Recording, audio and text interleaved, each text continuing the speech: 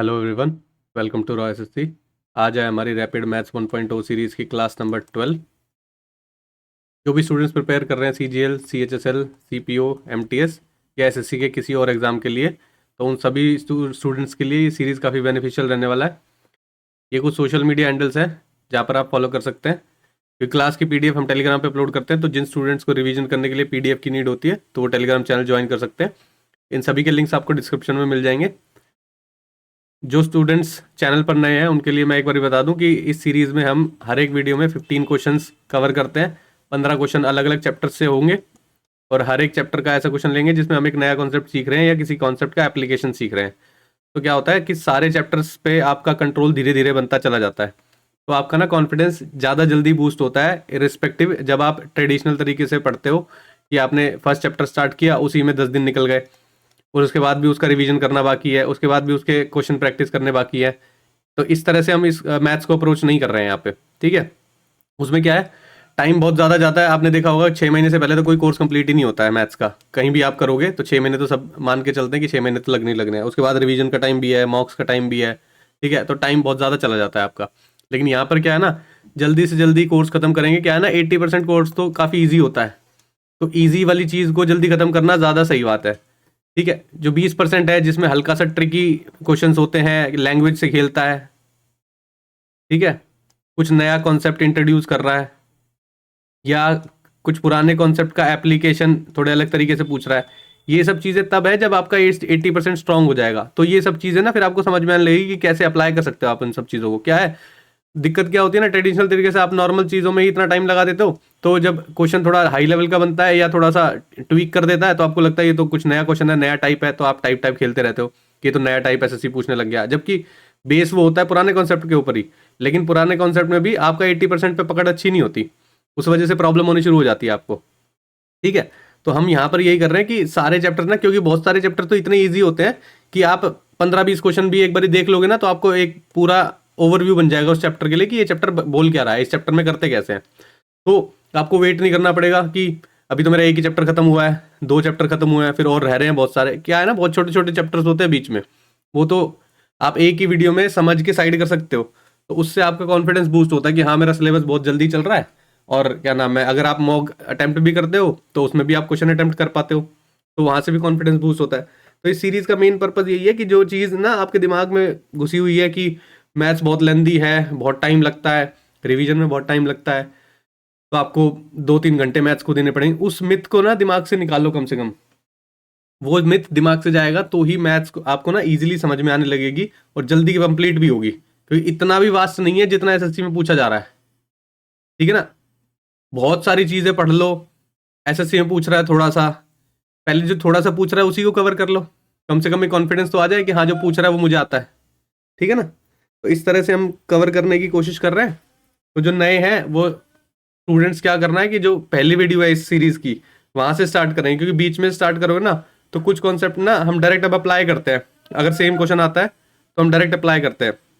उस कॉन्सेप्ट को मैं डिटेल में हर वीडियो में नहीं समझाता हूँ बार बार बार बार। जो चीज़ पहले हो चुकी है उस चीज़ को सीधा अप्लाई करते हैं और आंसर निकालने की कोशिश करते हैं, ठीक है। बस ये देखते हैं कि हर पर्टिकुलर क्वेश्चन में वो अप्लाई कैसे हो रहा है, ठीक है ना। तो आप शुरू से स्टार्ट करोगे तो आपको बेस कैसे बन रहा है ना वो आपको समझ में आने लगेगा कि क्लासेस चल कैसे रही है, ठीक है। तो क्लास स्टार्ट करते हैं।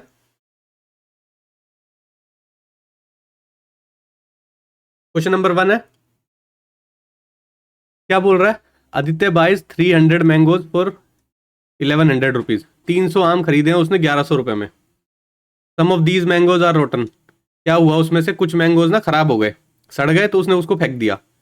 बाद में क्या कर रहा है, he sells the remaining mangoes at 5 rupees each. एक मैंगो को 5 रुपए में बेच रहा है वो बाद में। And makes a profit of 150। उसने पूरे मैंगोज जब बेच दिए तो टोटल प्रॉफिट उसको कितना हुआ है, टोटल प्रॉफिट हुआ है उसको 150 रुपए का। पूछ रहा है the percentage of mangoes thrown away. जो खराब हो गए थे ना मैंगोज, जो फेंक दिए उसने बाद में, पूछ रहा है उनकी परसेंटेज कितनी थी। अब देखो, पहले आपको एक डिटेल में आराम से समझते हैं। टोटल मैंगोज है 300 है, ठीक है। उसके बाद उसने प्राइस कितना दिया है इसका, 1100 रुपये, ठीक है। जो प्रॉफिट हुआ है उसको अगर उसमें प्लस कर दोगे, ये प्रॉफिट है, तो यानी कि 1250 रुपये उसका सेलिंग प्राइस है। इन मैंगोज का जो सड़ने के बाद जो बच गए थे ना, उसने वो जो बेचे हैं उसका सेलिंग प्राइस है ये। अब क्या कह रहा है, एक मैंगो को उसने 5 रुपए में बेचा है, तो कितने आम बेचे होंगे इसमें, इस पर्टिकुलर अमाउंट में कितने आम बेचे होंगे। 1250 को 5 से डिवाइड कर दोगे तो टोटल नंबर ऑफ मैंगोज आ जाएंगे 5 दूनी 10, 5 बचे 25 और 0, 250 आम बेचे हैं। टोटल आम कितने थे, 300। यानी कि इसका मतलब क्या समझ में आ रहा है, 50 मैंगोज जो थे ना वो रोटन मैंगोज थे। पूछ रहा है कितना परसेंटेज है ये, परसेंटेज निकालने के लिए जितने की पूछ रहा है वो कितने थे पहले, वो इंटू 100, 2 0 से 2 कैंसिल हो गया, 50/3% हो जाएगा। मिक्स फ्रैक्शन में आंसर दिया हुआ है, 3 एकम 3, 3 6 18, 2/3 16, 2/3% आपका आंसर हो जाएगा। यानी कि ऑप्शन सी आपका सही आंसर है। समझ में आया। अलग अलग एलिमेंट्स दिए हुए हैं, बस वो एलिमेंट्स को कनेक्ट करना है आपको। बस आपको ये पता होना चाहिए कि टोटल जब मैंगोज है तो उसमें से माइनस करके अगर रोटन मैंगोज माइनस कर देंगे तो जो वो मैंगोज बेच रहा है उसका प्राइस दिया हुआ है आपको 1100 प्लस 150, 1100 रुपये पे तो 150 रुपये प्रॉफिट बोल रहा है वो, तो टोटल 1250 में उसने सेलिंग की है जितने भी मैंगोज थे। अब मैंगोज थे कितने ये पता लगाना है। वैसे तो 300 थे लेकिन खराब होने के बाद 300 से कम होंगे ना, 300 से कम होंगे तो यहाँ से पता चल जाएगा कि एक आम वो 5 रुपये में बेच रहा है, तो 1250 रुपये में कितने आम बेचेगा, 250 आम बेचेगा, 250 आम बेचेगा। पहले 300 थे तो 50 खराब थे, 50 की परसेंटेज निकाल दी। ठीक है ना, पहले कॉन्सेप्ट ये हम सीख चुके हैं तो कुछ नया नहीं है इसमें, बस चीज़ें इधर से उधर करनी है, जो चीज़ें पूछी है उसको अप्लाई करके कोई चीज़ जो निकालनी है वो चीज़ फाइंड आउट कर दो। ठीक है, नेक्स्ट क्वेश्चन देखते हैं। इलेक्शन का क्वेश्चन है, देखो क्या बोल रहा है। In an election 2% person enrolled in the voter list did not participate. यानी कि जो वोटर लिस्ट में जितने लोग थे ना उसमें 2% लोगों ने पार्टिसिपेट ही नहीं किया है। ठीक है, जितने लोगों ने पार्टिसिपेट किया उसमें से 500 वोट्स इनवैलिड हो गए। ठीक है, दो कैंडिडेट्स हैं ए और बी जिनके बीच में इलेक्शन हो रहा है। ए ने बी को हराया है 200 वोट से। ठीक है, यानी कि एक जीत गया है। 43% of the person enrolled in the voter list, जो 43% लोग वोटर लिस्ट में एनरोल्ड थे ना उन्होंने क्या किया है, कास्ट किया है अपना वोट इन फेवर ऑफ ए को वोट दिया है। ठीक है, पूछ रहा है the number of total casted vote, जितने वोट डाले गए वो वोट्स कितने थे ये पूछ रहा है। ठीक है, वोटर लिस्ट से स्टार्ट करने तो वोटर लिस्ट से स्टार्ट करते हैं। सपोज करो वोटर लिस्ट में 1000x टोटल नंबर ऑफ वो थे पार्टिसिपेंट्स। ठीक है, 1000x क्यों लिया मैंने, देखो 1000 में आंसर आ रहा है तो 1000 से करना आसान होगा ताकि जीरो से कट जाएंगे आपस में। ठीक है, अगर वोट्स होते 200 250 तो 100x में मान के कर सकते थे। ठीक है, उसके बाद क्या हुआ, 2% तो इन क्या नाम है पार्टिसिपेट ही नहीं किया। 1000 का 2% कितना होता है, 20x, माइनस कर दोगे इनको तो 980x ये कास्टेड वोट्स बचे। ठीक है, जितने कास्ट हुए।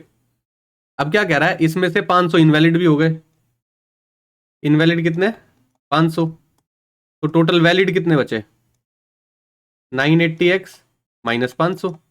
ठीक है जी, अब क्या बोल रहा है, ए और बी के वोट्स भी तो निकालने पड़ेंगे तभी तो पता चलेगा। ए को वोट्स मिले 43% ऑफ द टोटल कास्टेड, जो एनरोल्ड है ना उसमें वोटर लिस्ट में उन्होंने किया है इसको वोट। ठीक है, तो वोटर लिस्ट में कितने हैं, 1000x एनरोल्ड मतलब है काउंट किए हुए 1000x लोग हैं वहां पे, तो उसमें से 43% लोगों ने क्या किया, ए को वोट दे दिया। तो 1000 का 43% कितना होता है, 430x। ठीक है जी, उसके बाद बोल रहा है ए ने बी को हरा दिया 200 वोट से। ठीक है, टोटल वैलिड वोट्स ये रहे, ए को इतने मिले तो बी को कितने मिले होंगे, भाई इतने टोटल वोट्स हैं जिसकी काउंटिंग हो रही है, वैलिड वोट्स की तो काउंटिंग होगी ना, इनवैलिड वोट्स को तो हटा दिया है पहले हमने। तो जो ये है 980x माइनस 500, 430 तो इसको चलेगा, तो बी को जो बचेंगे वो इसमें से माइनस कर दोगे तभी तो आएगा बी के लिए। तो बी के कितने हो गए, बी के वोट्स हो गए यहां से 50 हो जाएगा और यहाँ पे क्या नाम है 9 में से 4 गया 5, 550x माइनस 500, ये बी के वोट्स हो गए। ठीक है, अब देखो ए के वोट मिल गए और बी के वोट मिल गए। अब ये क्या कह रहा है, ए ने बी को हरा दिया 200 वोट से, यानी कि ए के वोट ज्यादा है, तो ए अगर हरा देगा माइनस किसको, बी को, 550x माइनस 500, कितना आ रहा है इन दोनों का डिफरेंस, बोल रहा है 200 वोट से हरा दिया, तो इन दोनों का डिफरेंस भी 200 ही तो बोल रहा है, तो 200 की इक्विवेलेंट रख देंगे। अब माइनस कर दो, यहाँ पे कितना हो जाएगा, 7 और 5 12, minus 120x plus 500x, x कह रहा हूँ 500 is equal to 200, minus 120x is equal to, ये उधर चला जाएगा माइनस का 300 हो जाएगा भाई, प्लस का 500 उधर का जाके माइनस का 500 हो जाएगा, 200 माइनस 500 माइनस 300 हो जाएगा, प्लस से प्लस कट गया तो 120x की वैल्यू आ गई। यहाँ पे x की वैल्यू क्या हो गई, 300 बटे 120। ठीक है, यहाँ पर x की वैल्यू आ गई, देखो इसकी वैल्यू आ गई। हमें टोटल क्या करना है, कितने वोट कास्ट हुए थे। ठीक है, हमें 980x की वैल्यू निकालनी है। जब x की वैल्यू कितनी है तो इसको 980 से मल्टीप्लाई कर दोगे तो आपको यही वैल्यू मिल जाएगी, 300 बटे 120 इंटू 980। एक जीरो से एक जीरो चला गया, 4 तिया 12, 4 दूनी 8, अगर इसको काट लो 4 से, ये नहीं कटेगा ना। देखो यहाँ पे 980 लिख लो दोबारा। ठीक है, 4 तिया 12, 4 सत्ते 28, 4 5 20। ठीक है, 3 दूनी 6, 3 पंजे 15। कितने वोट्स आएंगे देखो अब, 0, 25 अठे 220, 25 निम 225, 25 निम 225 और 20 245। एक जीरो एक्स्ट्रा आ रहा है, कहीं पे जीरो हमने एक्स्ट्रा लगा दिया शायद, देखते हैं कहाँ पे एक्स्ट्रा लगाया। 300 बटे 120, 980। अच्छा हाँ, ये जीरो इससे कट गया था ना, ठीक है, तो ये कट गया, तो वोट्स कितने आ गए, 2450। आपका आंसर क्या हो गया, ऑप्शन नहीं आपका सही आंसर हो गया। ठीक है, इस क्वेश्चन में बस याद रखने वाली बात यह है कि आपको casted votes, voter list, invalid votes, valid votes, कौन किससे कितना जीत गया, इन सब का रिलेशन आपस में आपको पता होना चाहिए। ये जो फ्लो चल रहा है ना यहाँ पे ऐसे, ये जो मैंने बनाया है, ये फ्लो ही आपको समझने वाली बात है कि वोटर लिस्ट में से उसने बोला 2% लोगों ने क्या नाम है पार्टिसिपेट नहीं किया, तो हमने 2% लोग माइनस कर दिए, तो इतने लोग हैं जो वोट डाल रहे हैं। ठीक है, फिर वो बोल रहा है 500 इनवैलिड है, भाई इनवैलिड माइनस कर देंगे तो वैलिड वोट्स आ जाएंगे जितने काउंट कर रहे हैं, ये नंबर आ गया वो। उसके बाद ए और बी में एक रिलेशन दे रखा है उसने कि ए जीता है 200 वोट से, वो हमने लिख लिया कि ए को कितने वोट मिले और बी को कितने वोट मिले। बोल तो रहा है ए को 43% वोट मिले, तो ए के वोट्स लिख दिए हमने, बी के वोट्स लिख दिए। वैलिड वोट्स में से ए के वोट माइनस कर देंगे तो ही तो बी के वोट्स आएंगे, तो बी के वोट्स आ गए। ए और बी का डिफरेंस दिया हुआ है 200, तो वो 200 के इक्विवेलेंट रख दिया, बस आ गई एक्स की वैल्यू जो पूछा है, और उसके बाद इक्विवेलेंट रख दो उसके। ठीक है ना, क्वेश्चन थोड़ा सा लेंदी दिखता है लेकिन एलिमेंट्स ना छोटे छोटे एलिमेंट्स होते हैं इसमें, वो एलिमेंट्स ध्यान रखने होते हैं आपको। ठीक है ना, बढ़ते हैं नेक्स्ट क्वेश्चन की तरफ। रेशो का क्वेश्चन लग रहा है। अ पोल इज 9030 सेंटीमीटर लॉन्ग। ठीक है, एक पोल है, इसकी लेंथ है 9030। It is coloured saffron, white और ग्रीन, 3 कलर में इसको पेंट किया गया है, और जो पेंट किया गया है जिस हाइट में उसका रेशो दिया हुआ है। पूछ रहा है length of the green part of the pole. 9030, भाई टोटल तो सारे पोल को पेंट ही कर दिया होगा, चाहे वो कलर सैफरन में हो, व्हाइट में हो, ग्रीन में हो, कोई भी लेंथ हो उसकी, पेंट तो सारा ही हुआ, तो ये टोटल जो रेशो होगा वो इक्विवेलेंट होगा जो टोटल हाइट है पोल की या लेंथ है। कितना हो गया, 8 और 6 14, 14 और 7 21, यानी कि 21 के इक्विवेलेंट है 9030। एक की वैल्यू हो जाएगी 9030 बटे 21। पूछ किसकी लेंथ रहा है, ग्रीन की लेंथ रहा है। ग्रीन कहाँ पे है, तीसरे नंबर पे है, तीसरे नंबर पे है 8। 7 तिया 21, 7 एकम 7, 2 0, 7 दूनी 14, 6 3, 7 निम 63 और 0। 3 से फिर काट दो, 3 चौक 12, 3 तिया 9, 430। आंसर आपका आ जाएगा 430 इंटू 8, 0 8 तिया 24, 2 8 चौक 32, 2 34, 3440। ऑप्शन ए आपका सही आंसर हो जाएगा। ठीक है, बेसिक क्वेश्चन है रेशो का, लेकिन ठीक है थोड़ा सा कैलकुलेशन इसमें थोड़ी सी लेंदी है, तो इसलिए ये लोग क्वेश्चन लिया गया था, लेकिन आपको समझ में आना चाहिए कि पेंट हो रहा है तो टोटल के इक्विवेलेंट ही होगा। ठीक है ना, देखिए नेक्स्ट क्वेश्चन, डिस्काउंट का क्वेश्चन है। A shopkeeper offers the following 2 discount, 2 discount scheme है भाई, एक ये रही डिस्काउंट की स्कीम और एक ये रही, बाय 3 गेट 4 फ्री। ठीक है जी, 3 खरीदो 4 फ्री पाओ, तो टोटल कितने हो गए, 7 उसको मिल रहे हैं जो भी वो खरीद रहा है। 5 खरीदो 6 फ्री पाओ, तो टोटल कितने हैं, 11। ठीक है, पूछ रहा है विच scheme has maximum discount percentage. ठीक है जी, डिस्काउंट परसेंटेज की बात कर रहा है।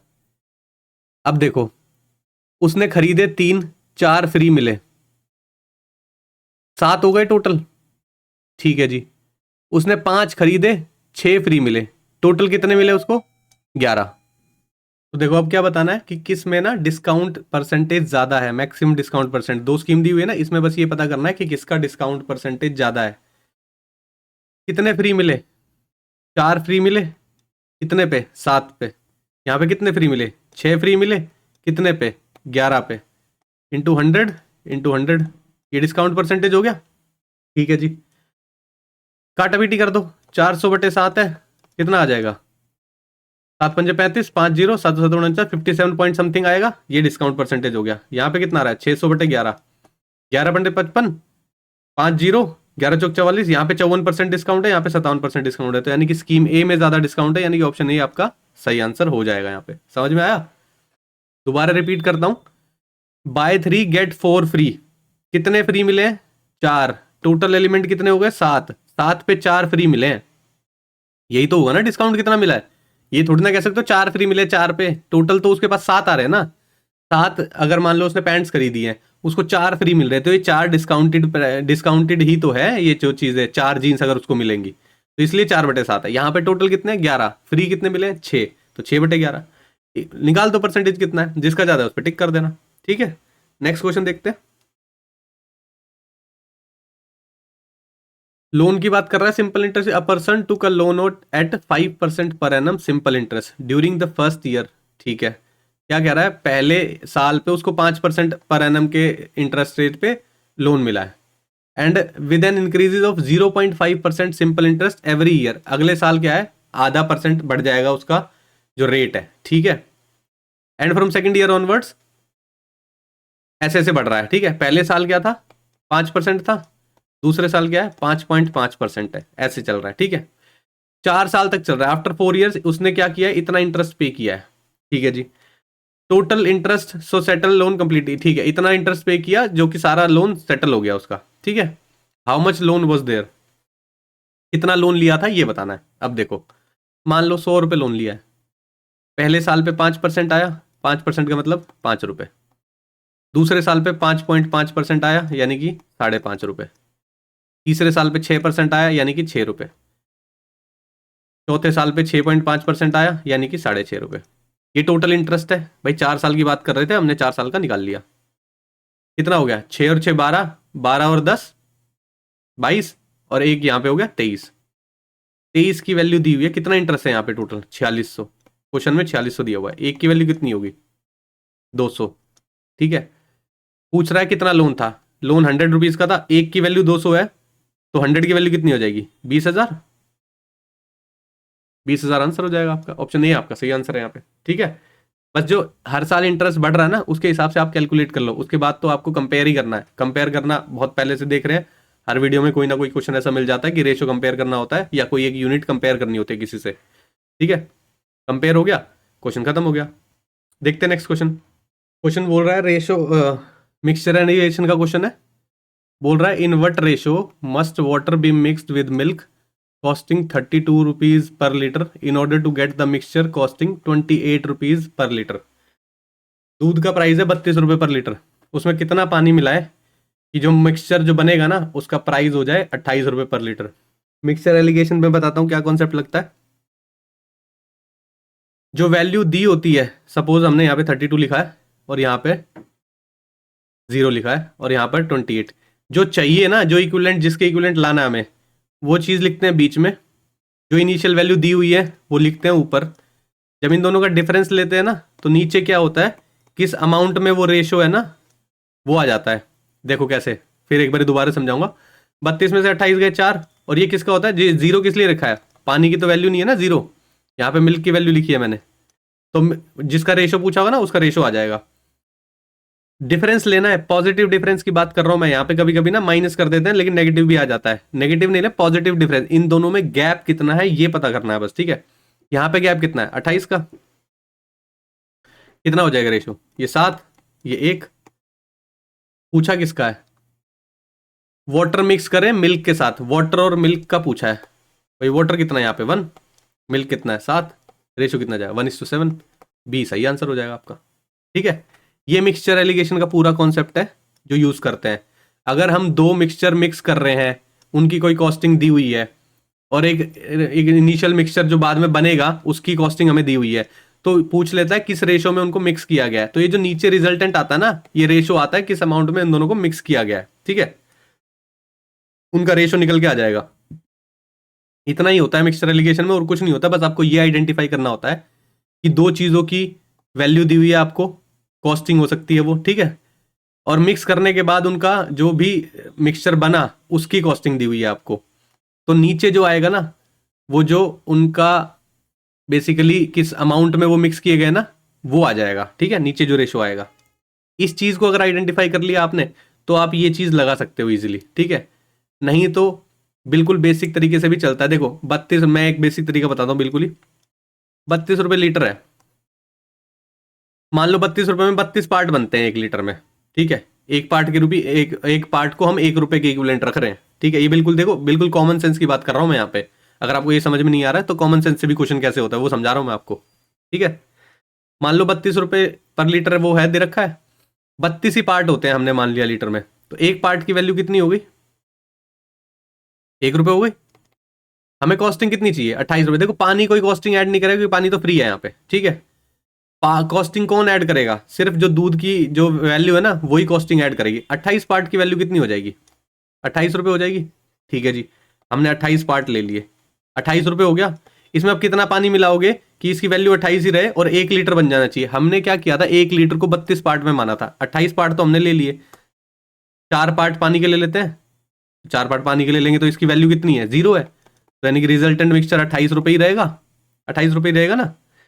अब रेशो यहाँ पे निकल के आ गया, देखो 28 पार्ट हमने मिल्क के ले लिए थे, 4 पार्ट हमने पानी के ले लिए, 7:1 आ गया। वाटर और मिल्क का पूछे 1:7 लिख देना। ये देखो सिंपल भी है, अगर उसको उसी पार्ट में इक्वेट कर दोगे ना आप, चाहे वो 32 लिखा हो, चाहे वो 45 लिखा हो, चाहे वो 49 लिखा हो, चाहे 53 लिखा हो, कुछ भी लिखा हो, हमने क्या मान लिया, 1 लीटर के उतने ही पार्ट होते हैं, उस एक पार्ट की एक वैल्यू से इक्वेट कर दिया। नहीं आया समझ, दोबारा देखना इसको अगर समझने की कोशिश। ये बेसिक कॉमन सेंस की बात की है मैंने यहाँ पे, कोई एक तरीके की बात नहीं करी है। मिक्सचर एलिगेशन का तो ये तरीका है जो लोग यूज करते हैं, मैं यहाँ पे बेसिक चीज की बात कर रहा हूँ, ठीक है। आप पार्ट्स में भी डिवाइड करके उस चीज को कर सकते हो, ठीक है ना। नेक्स्ट क्वेश्चन देखते हैं। देखो क्या बोल रहा है, 20 students of a college went to a hotel, 19 of them spend 175 रुपये ईच ऑन देयर मील। क्या है, 20 स्टूडेंट्स थे कॉलेज के, होटल गए हैं, 19 लोगों ने क्या है 175 रुपये ईच जो है अपनी मील के लिए दिया है। 28 जो 20वां स्टूडेंट है ना उसने क्या किया है, 19 ज्यादा पे किया है, किससे, एवरेज जो है 20 स्टूडेंट्स का। भाई 20 स्टूडेंट्स ने कुछ ना कुछ तो पे किया होगा। जो 28 स्टूडेंट ने पे किया है ना वो क्या है, जो सारों का एवरेज है ना उससे 19 ज्यादा है, ठीक है। Find the total money spend by them, पूछ रहा है टोटल कितना 20 बच्चों ने कितना पैसा खर्च किया है। एवरेज का क्वेश्चन है, अलग अलग एलिमेंट्स दिए हुए हैं, बस एलिमेंट्स को समझने वाली बात है। देखो एक एक को समझाता हूं मैं पहले। 19 लोगों ने 175 रुपये ईच पे किया है, तो देखो ये तो हमें अमाउंट दे देगा कि 19 लोगों ने कितना पे किया है। चलो पहले ये निकाल लेते हैं। 19 लोगों ने ये पे किया है, 9 पंजे 45, 4 9 सत्ते 63, 63 और 4 67, 6 9 एकम ने 9 और 6 15, 5 7 1, 5 7 5 12, 7 5 12 1 13, 3325, 3325। अब देखो 19 लोगों ने तो ये तो पे किया है, उसके बाद 20वें ने कितना पे किया ये पता लगा लोगे ना आप, तो बस टोटल निकल गया आपका, टोटल मनी स्पेंड। 19 लोगों का तो पहले ही गया हुआ है, बस जो गेम है वो 28 स्टूडेंट कितना पे कर रहा है ना वो पता लगाना है आपको। अब देखो कितना ज्यादा पे कर रहा है, 20 ज्यादा पे कर रहा है। मैं कह रहा हूं 28 स्टूडेंट ने x रुपीज पे किए हैं, ठीक है, इसने रुपीज पे किए x, average of 20, sum of 20 upon 20, यही लिखते हैं ना एवरेज में। इन दोनों का डिफरेंस कितना दिया हुआ है, 19 दिया हुआ है, ठीक है ना। देखो ये पे किया था जो 20वां बच्चा था उसने, फिर बोल रहा है जो एवरेज था 20 का उससे 19 ज्यादा पे किया है, इसने ज्यादा पे किया है तो इन दोनों का डिफरेंस तो 19 ही आएगा ना, ठीक है। ये इक्वेशन लिखी है मैंने बस, और कुछ नहीं लिखा है। अब देखो चीजें सिंपल है, बस अब आपको इक्वेट करना है। सम ऑफ 20 को क्या लिख सकते हैं हम, सम ऑफ 19 प्लस 20 ऑन 20। भाई 19 बच्चों का सम प्लस 20वें बच्चे का सम, 20वें बच्चे का सम क्या है, एक्स है, तो यहाँ पे एक्स लिख दो।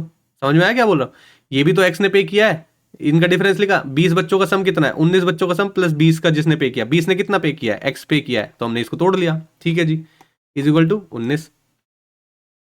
x is equal to sum of 19 कितना है, ये रहा देखो 3325, 19 ये उधर जाके प्लस हो जाएगा सारा, 3325 प्लस x अपॉन 20, ठीक है, ठीक है जी। इसके बाद देखते हो क्या हो रहा है,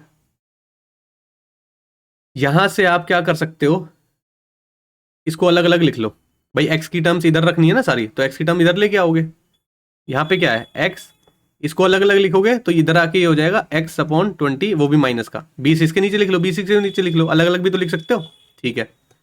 इधर क्या बचा, 19 प्लस 3325 बाई 20, ठीक है, ये बच गया, ये कितना हो गया 19 बाई 20x, इसमें से 19 कॉमन ले लो ऊपर से, 1 प्लस देखो ये किसका मल्टीपल था, 19 इंटू 175 ही था ये, तो इस यहाँ पे क्या बचेगा 175 बचेगा अपॉन 20, ठीक है, 19 अपॉन 20, इसको काट दोगे, चलो काट देते हैं, यहीं पे काट देते हैं, बचा कितना x by 20 is equal to, यहाँ पे 20 हो जाएगा, 75 में 20 प्लस करोगे 195 हो जाता है अपॉन 20, x की वैल्यू कितनी आ गई 195, यानी कि जो 20वां बच्चा था ना उसने 195 रुपये पे किए हैं, तो अब टोटल कितना आ जाएगा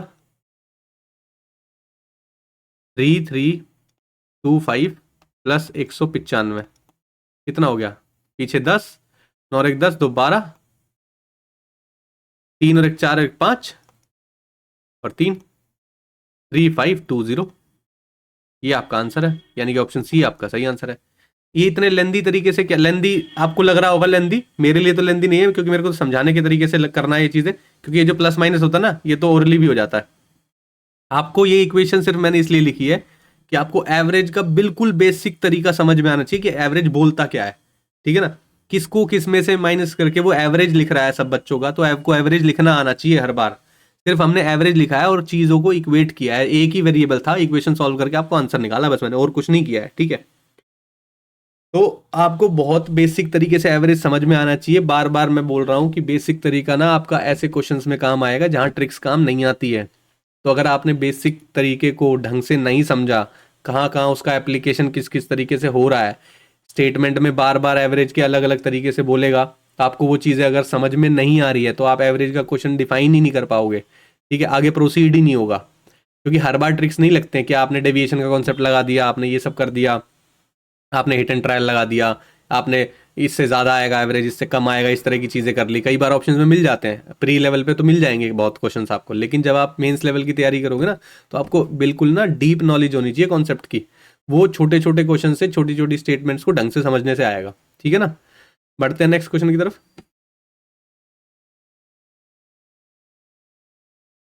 क्या बोल रहा है, a man is walking at a speed of 14 kilometre per hour, ठीक है, आदमी दौड़ रहा है, after every kilometre he takes the rest of 7 minutes, how much time will he take to cover the distance of 7 kilometre. देखो rest भी ले रहा है, इसको ना पहले एक बारी बेसिक तरीके से समझना, फिर आप इसको डायरेक्ट भी लिख सकते हो।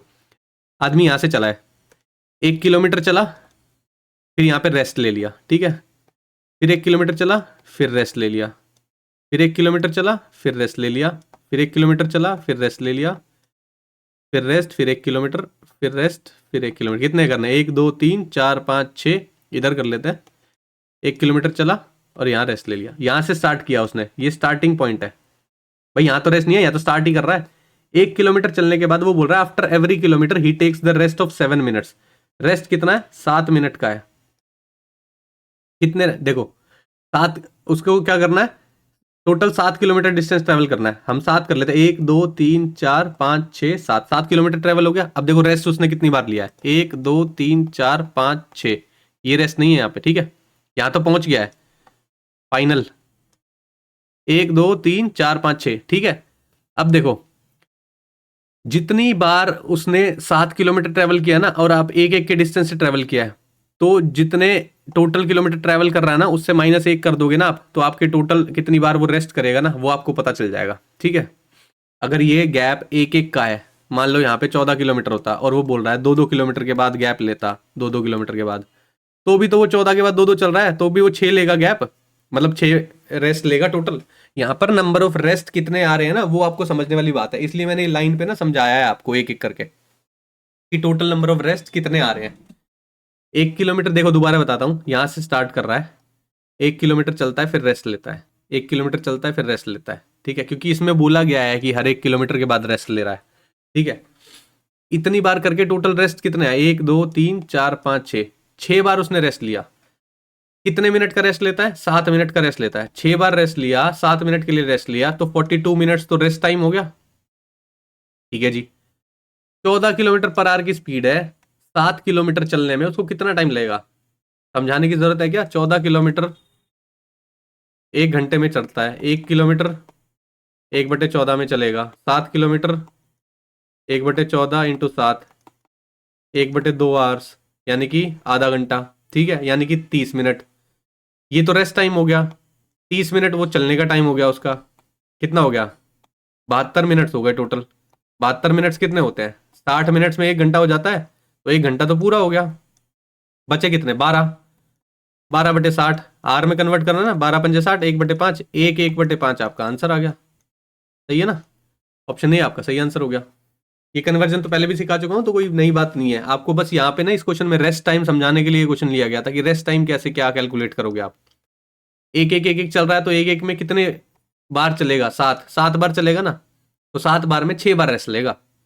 अगर यहीं पे 14 होता और यहाँ पे 2-2 चल रहा होता, तो भी वो 7 बार चलता, ठीक है, तो भी वो 6 बार रेस्ट लेता फिर, ठीक है ना। तो इस तरह से आपको समझ में आना चाहिए कि जो मैं बोल रहा हूँ कि रेस्ट टाइम कैसे कैलकुलेट करना है, बस उसी का गेम है। उसके बाद 7 किलोमीटर चलने में तो ये तो सभी बता देंगे ना कि आधा घंटा तो लगना ही लगना है, रेस्ट कैलकुलेट करना है बस, ठीक है। नेक्स्ट क्वेश्चन देखते हैं। देखो बोल रहा है the speed of boat down the stream is 125% of the speed in still water, ठीक है। 3 तरह की स्पीड थी, डाउन स्ट्रीम, अपस्ट्रीम स्पीड और स्टिल वाटर स्पीड। क्या बोल रहा है, 125% है स्पीड इन स्टिल वाटर, किसकी, डाउन स्ट्रीम की स्पीड जो है ना वो 125% है स्टिल वाटर की स्पीड के। मान लो स्टिल वाटर स्पीड 100 थी, डाउन स्ट्रीम की कितनी हो जाएगी, 125% बोल रहे थे, 125 हो जाएगी। रेशियो मेथड से कर रहे हैं यहाँ पे, ठीक है। If the boat takes 30 minutes, अब देखो ये चीज खाली है, ये चीज भी निकाल सकते हो ना, डाउन स्ट्रीम स्पीड इतनी है, up stream speed, still water की स्पीड इतनी है, स्ट्रीम की स्पीड कितनी होगी भाई, 25 स्ट्रीम की स्पीड होगी, तभी तो 125 चल गया डाउन स्पीड में। अप स्ट्रीम की स्पीड कितनी आएगी, स्टिल में से जब अगर आप माइनस कर देते स्ट्रीम की स्पीड, ठीक है, तो वो आपकी आ जाती थी अप स्ट्रीम की स्पीड, तो 75 ये हो गई, ठीक है ना। तो चारों स्पीड आपके पास है, ठीक है ना, स्ट्रीम की भी है, स्टिल वाटर बोट की भी है, डाउन स्ट्रीम की भी है, अप स्ट्रीम की भी है, ठीक है। अब बोल रहा है if the boat takes 30 minutes to cover 20 kilometre in still water, still water में 30 किलोमीटर, सॉरी 20 किलोमीटर बोल रहा है, डिस्टेंस कितना है 20 किलोमीटर, टाइम कितना है आधा घंटा, स्पीड कितनी हो जाएगी, स्पीड कितना होता है distance upon time, 20 divided by 1/2, तो 2 ऊपर चला जाएगा, स्पीड कितनी होगी 40 हो गई। ये किसकी स्पीड है, देखो स्टिल वाटर की बात कर रहा था, ये स्टिल वाटर स्पीड है, ठीक है। देखो अब हमें यहाँ पे दी कितनी हुई है, ये 40 दी हुई है, किससे डिवाइड कर दिया, 2.5 से डिवाइड कर दिया, सबका ये एक्चुअल वैल्यू आ गई, हमने तो 100 लेके माना हुआ है यहाँ पे, लेकिन एक्चुअल वैल्यू आ गई यहाँ पे से 40। या तो यहीं पे 40 लिख लिख के आप इक्वेट कर लो, या यहां से इक्वेट कर लो, जैसे मैं बोल रहा हूं, इसको 2.5 से डिवाइड किया तो 40 आ जाएगा, ठीक है। इसको भी जब एक को कर रहे हैं, क्योंकि ये सारा रेशो एक वेरिएबल पे टिका हुआ है, एक वेरिएबल से हमने सारे निकाले, तो सबको चेंज होगा ना फाइनल वैल्यू निकालने के लिए। इसको 2.5 से डिवाइड कर दो, 25 दिया 75, ये 30 हो गया, 25 पंजे 125, ये 50 हो गया, 25 से डिवाइड करोगे ये 10 हो गया, ठीक है। अब क्या पूछ रहा है, then how much time in hours will it take to cover 15 kilometre upstream. Time पूछा है, डिस्टेंस है 15 किलोमीटर, स्पीड कितनी है अपस्ट्रीम की 30, यानी कि आधा घंटा लगेगा, यानी कि ऑप्शन बी आपका सही आंसर होगा, ठीक है। ये स्टार्टिंग में इसलिए लिखा है क्योंकि अगर क्वेश्चन में कुछ और पूछ लिया ना, तो आपको ये रेशो पहले बनाना आना चाहिए, ठीक है। उसके बाद एक्चुअल वैल्यू तो कुछ और भी दे सकता है बाद में, ये रिलेशन की जगह कुछ और रिलेशन दे दिया हो, थोड़ा क्वेश्चन लेंदी कर दे बाय चांस, ठीक है ना। तो इसलिए मैंने ये लिखा है, नहीं तो डायरेक्ट यहाँ से मैं 40 करके ना फिर इक्वेट भी कर सकता हूँ, स्टिल वाटर स्पीड 40 दी है, 125% उसका निकाल दूंगा तो आपको डाउन स्ट्रीम स्पीड मिल जाएगी, स्ट्रीम की स्पीड भी मिल जाएगी, तो ये डायरेक्ट भी आ जाएगा।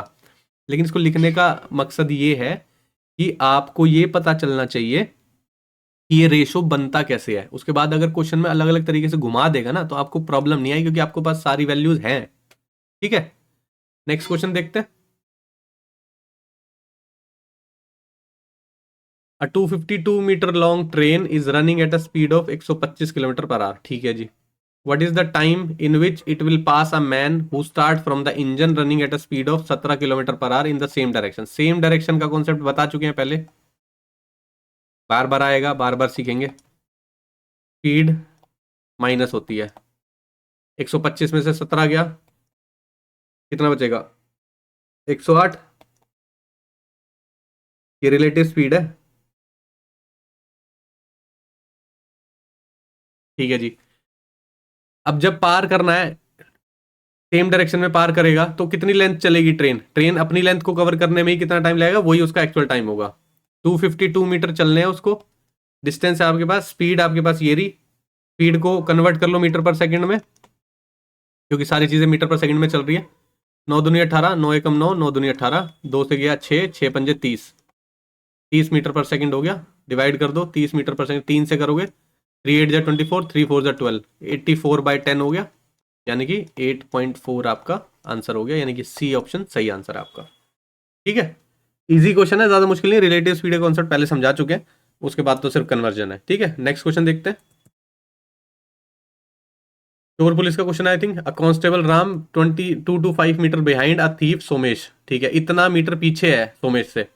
राम चलता है 50 मीटर, सोमेश चलता है 30 मीटर 1 मिनट के अंदर अंदर। ठीक है, पूछ रहा है कि कांस्टेबल राम सोमेश को कब पकड़ लेगा। ये भाई साहब यहाँ पे है, 225 मीटर का डिस्टेंस है। ये भाई साहब यहाँ पे है सोमेश, ये राम। ठीक है, जो एक्स्ट्रा डिस्टेंस चल रहा है वही यूज होगा इसको कवर करने में, पहले बता चुका हूं। एक्स्ट्रा स्पीड या एक्स्ट्रा डिस्टेंस दोनों एक ही बात है, घूम फिर के। ठीक है, जो एक्स्ट्रा है राम के पास, वो उसी से ये कवर होगा। अगर ये कवर होगा तभी राम सोमेश के पास पहुंच पाएगा। ठीक है ना, कितना एक्स्ट्रा है? 20 ज्यादा चल रहा है 1 मिनट में, कितना हो जाएगा भाई? 20 से कर दो, 5 चौक 20, 5 से यहां काटोगे, 5 चौक 20, 5 बजे 25। ठीक है, 11.25, 11.25 टाइम आ गया ये आपका। ठीक है, कितना टाइम लगेगा? इधर टाइम आ गया ये आप 11 मिनट 25। 0.25 का मतलब होता है कितना? 1/4 ऑफ अ मिनट। 0.25 क्या होता है? 1/4 of a minute. 1/4 of a minute कितना होता है? 60 का 1/4 कितना होता है? 15 सेकंड होते हैं। 11 मिनट 15 सेकंड आपका आंसर हो जाएगा। ऑप्शन डी आपका सही आंसर है यहाँ पे। ये समझ में आया क्या किया है भाई? जो भी एक्स्ट्रा डिस्टेंस चल रहा है सोमेश, वही यूज होगा ये 225 मीटर का डिस्टेंस कवर करने के लिए। ठीक है, 225 मीटर कवर करने के लिए उसको कितना टाइम लगेगा? ये रहा डिस्टेंस, ये रहा एक्स्ट्रा कितना है, 1 मिनट में 20 चलता है। इसको ऐसे भी लिखूंगा तो समझ में आएगा आई थिंक आपको, ये डायरेक्ट अगर नहीं आ रहा तो। 1 मिनट में ऐसे लिखो इसको, 20 मीटर कवर करने में 1 मिनट लग रहा है। ठीक है, 1 मीटर एक्स्ट्रा कवर करने में 1/20 मीटर लगेंगे। 225 मीटर कवर करने में कितना लगेगा? 1/20 इंटू 225, यही लिखा हुआ है ना यहाँ पे, डायरेक्ट लिख दिया। ये सब तो इक्वेट करना अब आना ही चाहिए, सीधा सीधा डिवाइड कर दिया, 11.25 आ गया। 11.25 का मतलब 11 मिनट 15 सेकंड होता है। कैसे होता है ये समझा दिया मैंने यहाँ पे। ठीक है, 0.25 का मतलब क्या होता है? 1/4 ऑफ अ मिनट। 0.25 को लिखोगे ना, हटाओगे डेसिमल, 1/4 होता है। 1/4 किसका है? मिनट का ना। मिनट कितने हैं? 60 सेकंड है। 60 सेकंड का 1/4 कितना होता है? 15 सेकंड होता है। 11 मिनट 15 सेकंड आंसर हो गया। ठीक है, फटाफट करना सीखेंगे अब। नेक्स्ट क्वेश्चन देखते हैं। टाइम एंड वर्क का क्वेश्चन है। पी और क्यू की बात कर रहा है। P is 2 times more efficient than Q. ठीक है जी, पी जो है वो 2 टाइम्स मोर एफिशिएंट है क्यू से। P is able to complete a piece of work in 40 less days. ठीक है जी, पी का बोल रहा है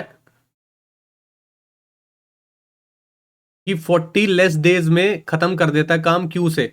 ये देखो उनकी एफिशिएंसी है, काम एक ही है, एफिशिएंसी और टाइम का रेशियो इनवर्स होता है ये 1 और ये 2 हो जाएगा। इन दोनों के बीच में गैप कितना, 1। 1 की वैल्यू कितनी है, 40। कितने कम दिन में काम कर रहा है यहाँ पे, देखो 40 बोल रहा है, यहाँ पे कितने काम कर रहा है, पी 1 दिन में काम कर रहा है, यहाँ 2 दिन में काम, कितना कम है यहाँ पे, 1 की वैल्यू 40 है यहाँ पे, ठीक है 40 है। तो working together the whole number of days taken by to complete the work, पूछ रहा है कि पूरा काम करने में दोनों साथ में मिलकर काम करेंगे तो कितना टाइम लगेगा, काम कितने हैं, देखो यहाँ पे 40, इसको 1 की वैल्यू 40 है, तो टोटल काम करने के लिए एफिशिएंसी को टाइम से मल्टीप्लाई कर देते टोटल वर्क आ जाता है। ये 40 है, 1 की वैल्यू 40, 40 दूनी 80, 80 काम हो गए, ठीक है। टोटल वर्क कितने, 80। मिलके काम कर रहे हैं कितने, 3 काम कर रहे हैं भाई, 2 की एफिशिएंसी पी की है, 1 एफिशिएंसी क्यू की है, टोटल कितना करेंगे साथ में मिलके, 3 ही तो करेंगे। 3 दूनी 6, 20 बचा, 3 6 18, 2 बचा, 26.66, यानी कि नियरेस्ट डेसिमल से पूछा है तो 27 आंसर हो जाएगा आपका। भाई नियरेस्ट 27 नहीं पड़ेगा, 26 नहीं पड़ेगा, क्योंकि 0.5 से ऊपर है, ठीक है 0.5 से ऊपर तो ही वो नियरेस्ट 27 के पास चला जाएगा, ठीक है ना। समझ में आइए क्या बोल रहे हैं, दोबारा बोलता हूँ, P is 2 times more efficient than Q. Q की एफिशिएंसी मान लो 1 है, 2 गुना ज़्यादा एफिशिएंट है ये उससे, ठीक है। तो पी की वैल्यू कितनी होगी, 2 होगी एफिशिएंसी। फिर बोल रहा है P is able to complete a piece of work in 40 days less than Q. जब काम सेम होता है ना तो एफिशिएंसी और टाइम का रेशो इनवर्स में चलता है, ये पहले बता चुका हूं बार बार, ठीक है। पी 1 दिन में काम खत्म कर देगा, क्यू 2 दिन में काम खत्म करेगा। बोल रहा है यहाँ पे ये तो 40 कम दिन में काम खत्म करता है, इन दोनों का डिफरेंस यहाँ पे तो 1 है, क्वेश्चन में कितना दिया हुआ है 40, यानी कि 1 यूनिट की वैल्यू 40 दी हुई है, यहाँ पे 1 यूनिट की वैल्यू 40 है अगर, तो ये भी 40 हो जाएगा, ठीक है। यहाँ पे 80 है तो यहाँ पे भी 80 हो जाएगा, अगर इसको पूरा बनाना चाहते हो आप तो। मैं पूरा नहीं बना रहा हूँ यहाँ पे क्योंकि वो कट जाएंगे बाद में अपने आप ही, ठीक है। तो 40 लिख के 40 दूनी 80 टोटल काम हो गए, टोटल एफिशिएंसी कितनी है, 3 है, तो 80/3 आंसर हो गया आपका, 26.66 निकल के आ गया, ठीक है। नेक्स्ट क्वेश्चन देखते हैं, थोड़े से अच्छे क्वेश्चन आ रहे हैं अब, ठीक है। पुराने वाले क्वेश्चन जैसे अभी 2023, 24, 22 में अगर क्वेश्चन देखो ना, 1 लाइनर क्वेश्चन है, सीधा फॉर्मूला पिट किया आंसर आ गया। लेकिन क्या है ना, आपको थोड़ा सा पुराना जो स्टाइल है ना 2021-22 के जो एसएससी पूछता था, वो वाले क्वेश्चंस ना आपको प्रैक्टिस करने होंगे, वो मेंस लेवल तक में ना काम आते हैं, क्योंकि ना थोड़ा सा क्वेश्चन लेंदी होता है, अलग अलग एलिमेंट्स उसमें होते हैं ना, तो वो एलिमेंट्स अगर कहीं छूट जाते हैं तो गलती होने के चांसेस ज़्यादा होते हैं, इसलिए मैंने वो क्वेश्चन भी रखे हैं, ठीक है। क्वेश्चन बोल रहा है देखो, the cube of the difference between 2 given natural number, दोनों नेचुरल नंबर के डिफरेंस का क्यूब कितना दिया हुआ है, 1728 दिया हुआ है, while the product of these two given number is 108, X Y की वैल्यू दी है 108, दोनों का प्रोडक्ट दिया हुआ है 108, ठीक है। पूछा the sum of the cubes of these 2 given natural number, ये पूछा है आपसे, the sum of cubes of, sum पूछा है किसका, क्यूब्स का इनके, ठीक है, ये पूछा हुआ है। अब देखो क्या दिया हुआ है आपको, एक्स माइनस वाई का whole cube is equal to 1728, X minus Y का होल क्यूब, जिसको क्यूब्स याद है उसको साफ पता चल जाएगा ये 12 का क्यूब है, 3 से 3 कैंसिल हो गया, एक्स माइनस वाई की वैल्यू दी हुई है 12, एक्स वाई की वैल्यू दी हुई है 108। हिट एंड ट्रायल लगा सकते हो, लगा के देखो, लगा के देखोगे तो आपको ये पता चलेगा कि एक्स माइनस वाई, एक्स का क्या नंबर ले और वाई का क्या नंबर ले, जिन दोनों का डिफरेंस आना चाहिए 12, ठीक है। अब देखो क्या हो सकता है, या आप इसको फॉर्मूले से भी खोल सकते हो, ठीक है, एक्स वाई की टर्म मिल जाएगी आपको, तो भी आपको मिल जाएंगे नंबर्स, ठीक है। 2 वेरिएबल है, 2 इक्वेशन है, कोई फर्क नहीं पड़ रहा है, ठीक है। ऐसे लिखना है, ऐसे लिख लो, देखो इसको वाई की वैल्यू लिख सकते हो 108/x, एक्स यहाँ पे चला गया, यहाँ पे वाई की जगह क्या लिख दोगे, 108/x is equal to 12, quadratic equation बना लो इसकी, x² minus 108 is equal to 12x, क्या बन जाएगी, x² minus 12x minus 108 is equal to 0। ये क्वाड्रेटिक इक्वेशन सॉल्व करोगे तो आपका आंसर आ जाएगा। देखो क्या है ये equation, x² minus 12x minus 108 is equal to 0। Splitting middle term लगाओ, स्प्लिटिंग मिडल टर्म क्या है, इस नंबर को उस तरीके से तोड़ना है कि उन दोनों का मल्टीप्लाई करके ना 108 आना चाहिए और माइनस करके ना 12 आना चाहिए, यही चीज़ हो रही है यहाँ पे, मल्टीप्लाई करके 108 आना चाहिए, माइनस करके 12 आना चाहिए। देखो क्वाड्रेटिक इक्वेशन ऐसे ही चलती है, इसलिए मैंने आपको ये लिख के दिखाया है यहाँ पे, ठीक है। अब देखो 108 को कर लो, 9 से करोगे 9 एकम 9, 9 दूनी 18, ठीक है। 4 से करोगे 4 तिया 12, 3 से करोगे 1। अब देखो किस किस से जा रहा है, इसको 3 इंटू 3 और लिख सकते हो, 3 इंटू 3 लिख सकते हो, इंटू 3 इंटू 4, ये बचे हुए नंबर, ठीक है। 4 तिया 12, 3 तिया 9, 12 नहीं में 108, ठीक है। और 12 माइनस 9, 9 तो नहीं, वो तो नहीं होता, x माइनस वाई तो ये तो नहीं होता, ठीक है। इसको 2 और लिख सकते हो, इसको ऐसे और लिख लो, 3 इंटू 3 इंटू 3 इंटू 2 इंटू 2। अब देखो 3 तिया 9, 9 दूनी 18, 18 और 3 दूनी 6, 18 छिक 8 6 48, 4 और 6 कम 6, 6 और 4 10, 108। देखो 18 नंबर मिल गया और 6 नंबर मिल गया, 18 में से 6 जाएगा तो 12 बचेगा, 18 इंटू 6 108 होता है। तो नंबर क्या मिले आपको, एक 18 मिल गया और एक 6 मिल गया, ठीक है। स्प्लिट करते ही आपको यहां से देख के पता चल गया, ठीक है, कि एक्स की वैल्यू 18 है और वाई की वैल्यू 6 है। पूछ क्या रहा है, इन दोनों के क्यूब का सम पूछ रहा है, यानी कि 18 का क्यूब प्लस 6 का क्यूब पूछ रहा है, आपका आंसर निकालना है, ठीक है। अब देखो यूनिट डिजिट भी देख सकते हो, 6 छिक 36, 36 ये यूनिट डिजिट चलती है 6, इसको 3 बार करोगे 8 8 64, 4 चलेगा, 8 चौक 32, यूनिट डिजिट चलेगी 2, 2 और 6 लास्ट में यूनिट डिजिट आएगी 8, 8 किस में है, इसमें है, और किसी में है ही नहीं, कट गया, 6048 आपका आंसर आएगा। यूनिट डिजिट से भी निकाल लो, जिसको क्यूब्स याद है क्यूब्स लिखो और फिर ऐड करो उनको, ठीक है ना। अपने अपने तरीके होते हैं करने के चीजों को, ऐसे क्वेश्चंस में ना छोटी छोटी चीजें आपको मिलेगी, तो इसलिए क्वेश्चन देख के ये नहीं सोचना है कि अरे ये क्वेश्चन तो आता है स्किप कर दो, नहीं, क्वेश्चन के बीच में काफी छोटी छोटी ट्विक्स होते हैं जो कि मैं बताता हूँ आपको, वो आपको आने वाले क्वेश्चंस में, अलग अलग क्वेश्चंस में ना हेल्प करते हैं। तो इसलिए चीजें ना थोरली पढ़नी है, स्किप कर करके नहीं पढ़नी है, ठीक है। नेक्स्ट क्वेश्चन देखते हैं, अलजेब्रा क्वेश्चन है, दिया हुआ ये निकालना है ये।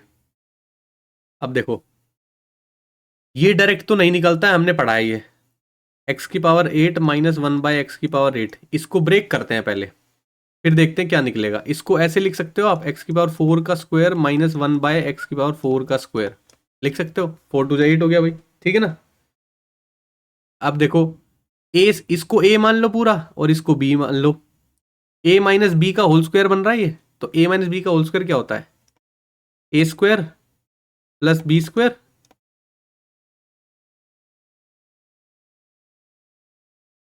ये होता है A square minus B square, A plus B, A minus B लिख दिया मैंने यहाँ पे, ठीक है जी। इसके आगे प्रोसीड करते हैं इसको, सेम चीज यहाँ पे कर सकते हो आप, x square plus 1/x square और x square minus 1/x square, सही है। इसको और ब्रेक करोगे तो यहाँ पे आप डायरेक्ट लिख सकते हो x plus 1/x, x minus 1/x, ये ब्रेक हो गया, ये आ गया, ये टर्म्स तो आप निकाल सकते हो इससे, लेकिन आप डायरेक्ट यहाँ नहीं पहुंच सकते थे, इनका सबका मल्टीपल आपको मल्टीप्लाई कर देना, आपका आंसर आ जाएगा। देखो अब इससे कैसे आगे बढ़ना है, x माइनस 1/x हमारे पास पहले दिया हुआ है, x प्लस 1/x, इसको स्क्वायर करते हैं पहले, देखो क्या आएगा, X square plus 1/x square, under root का स्क्वायर करोगे तो 6 हो जाएगा, यहाँ पे क्या आता है -2ab आएगा, देखो माइनस का साइन है, a माइनस बी का होल स्क्वायर खोलोगे तो -2 आएगा, उधर जाके +2 हो जाएगा, 6 और 2 8 हो जाएगा, तो अब डायरेक्ट लिखते हैं 8, ठीक है। x की पावर 4 प्लस 1/x की पावर 4 लिखेंगे, 8 8 64, 64 माइनस 2, देखो प्लस का 2 आएगा यहाँ पे, उधर जाके माइनस का 2 हो जाएगा, 864 माइनस 2 62 हो जाएगा, ठीक है। अब देखो इससे आपको x प्लस 1/x भी तो चाहिए, यहाँ पे +2 करो, +2 करोगे, उधर भी +2 करोगे 10 हो गया, ये a प्लस बी का होल स्क्वायर बन रहा है, x माइनस 1/x का होल स्क्वायर बन रहा है, उधर भी 10 बचेगा, होल स्क्वायर उधर चला जाएगा, ये अंडर रूट 10 दे देगा आपको, ठीक है, ये भी वैल्यू आपकी आ गई। अब देखो इसको सही लिखते हैं हम, एक वैल्यू थी 62, x square plus 1/x square कितना है, under root 10 into under root 10 into X plus 1/x कितना है, सॉरी यहाँ पे एक्स स्क्वायर की वैल्यू लिखनी है, यहाँ पे 8 आएगा, एक्स प्लस 1/x की वैल्यू ये रही under root 10, x minus 1/x की वैल्यू ये रही ऊपर ही है अंडर रूट 6,